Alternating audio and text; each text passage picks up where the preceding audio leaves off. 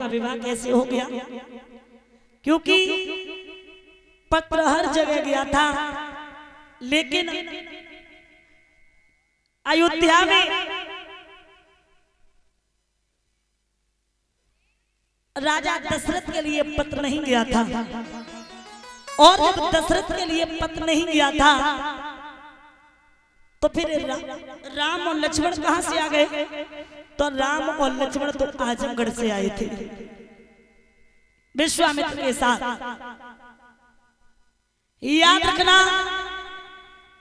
पत्र गया क्यों नहीं था?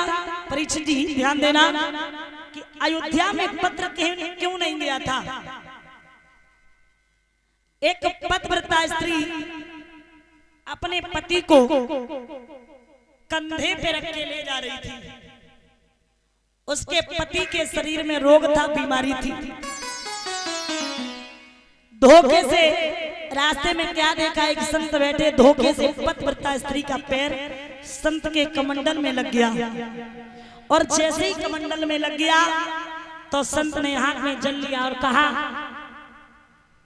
क्या तूने मेरे कमंडल में लात मार दी? जा, सुबह का सूरज जब निकलेगा जब तेरे पति की मृत्यु हो जाएगी। वो बहुत बड़ी पतिव्रता थी।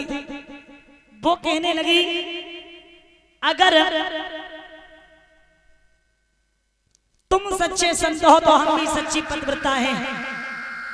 सूरज में औकात है तो कल निकल के दिखा दी।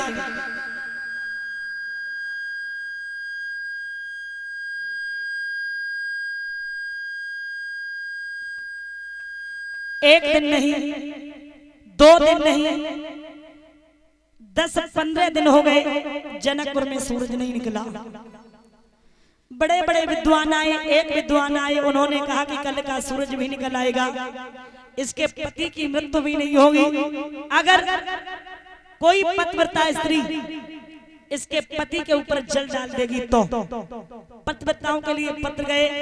एक पत्र अयोध्या में राजा दशरथ की 3 रानियों के लिए गया।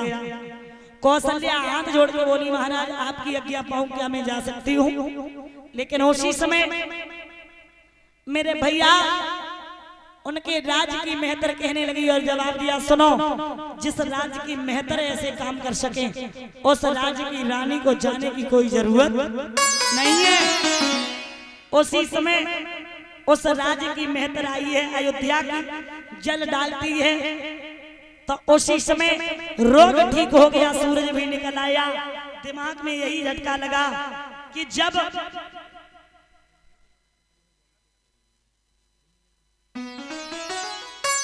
उस राज्य की